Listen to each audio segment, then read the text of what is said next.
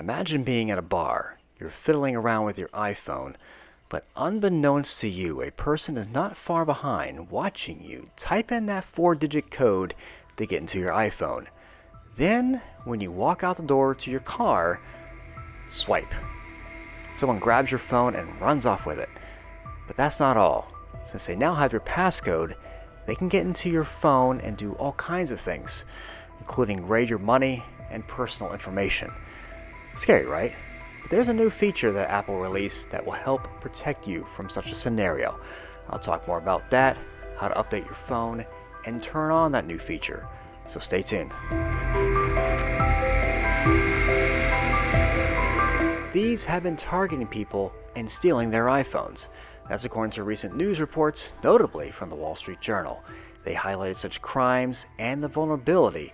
Joanna Stern interviewed a man in prison who pled guilty to his role in not only stealing the devices, but doing much more.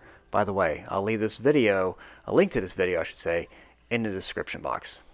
In cities across the country, thieves are using the iPhone passcode to get into stolen phones and loot their victims' bank accounts and money apps, and lock them out of their Apple accounts, sometimes for good.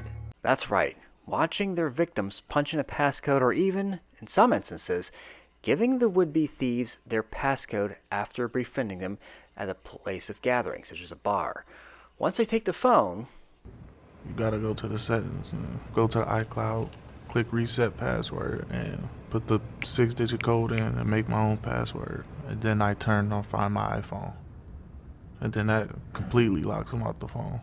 After then changing Face ID, he said he would then access passwords and bank apps. This allowed him to shift funds from bank accounts or even cryptocurrency accounts. He said he would then go on a shopping spree until everything was maxed out. When he was all done with it, though, he would then sell the device he stole. There are countless stories of these thefts and victims losing money from them. Imagine a scenario of not only losing your phone, where your whole life is on it, but your personal identity is used to scam you out of hundreds or even thousands of dollars. And you have to fix all of that mess, if you can. If I was in a victim's shoes, I would be livid. So how can you protect yourself? Let's go about how the confessed thief got access to his iPhones and info. I interviewed a number of Johnson's victims, all men under 30. I was approached by two men who seemed very ecstatic. Some told me Johnson approached them offering drugs. I definitely had cocaine. They were like, "Do you want to buy some?" And I was like, "No." Others told me Johnson would say he was a rapper and wanted to add them on Snapchat. Just a Snapchat, like that just seems normal. When I open up the phone and I hand it to him to put in, I lock the phone, and then I tell them that it's locked or something wrong with your phone. It's locked on me. And then that's when okay, no problem. 266 or 4 something. So the thieves use a little psychology. While at a bar or some public gathering, they gain some minimal level of trust, just enough, from the victims to let the would-be thief use their iPhone, or exceed it by keeping the thief in the view of the phone as a passcode is entered by the victim, or, worse, giving the thief the passcode. At that point, it's game over.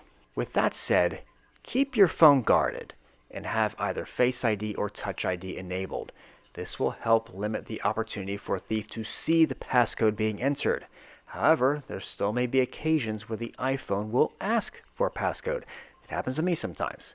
If you have to enter it, just be sure to place the phone somewhere where it cannot be seen while you type it in. And this goes for my next point. Be aware of your surroundings. This is not only for your personal safety, but also safety of your things like phones, wallets, and so forth. Also, don't give your phone to strangers. Plus, if you're at a bar, be sure that you don't let yourself get inebriated to the point where you cannot make clear, logical decisions. Thieves and people with worse intentions will take advantage of that. But let's say those things fail. Something slips through the cracks and they not only have your phone, but your passcode. Now, what I'm about to tell you, what I'm about to say to you, you should do it now. Before you are in an environment where this can happen, iOS 17.3 is out now, ready for download for the iPhone XR and XS or newer phones, and the iPhone SE 2nd Gen or newer iPhone. This mobile operating system update will allow you to turn on a new feature called Stolen Device Detection. According to Mac Rumors, with this feature enabled, biometric authentication is still needed to access passwords in the iCloud keychain, turn off lost mode, erase content, and make purchases. If a thief were to get the device, they would have to wait an hour to change the Apple ID password and also would need your biometrics to enable that change. The 1 hour wait period also stands for changes to Find My, the passcode, Face ID or Touch ID, etc. It's worth noting that the waiting period is waived if you are in a trusted location such as work or home. You can see what you have listed as a home or work in the Find My app. Open that app, tap on a device, then tap Notify When Left Behind. You should then see Notify Me Except at shown. You can either add a new location or remove a location. You can also see what you have set as home or work in the Apple Maps app. To download the update on your phone, go to Settings, General, and Software Update. Once that update is finished installing, go back to Settings, swipe down to Face ID and Passcode or Touch ID and Passcode, depending on which model iPhone you have. Then tap Turn on Protection to enable the security feature. That's it. Now, it is worth noting that nothing is foolproof.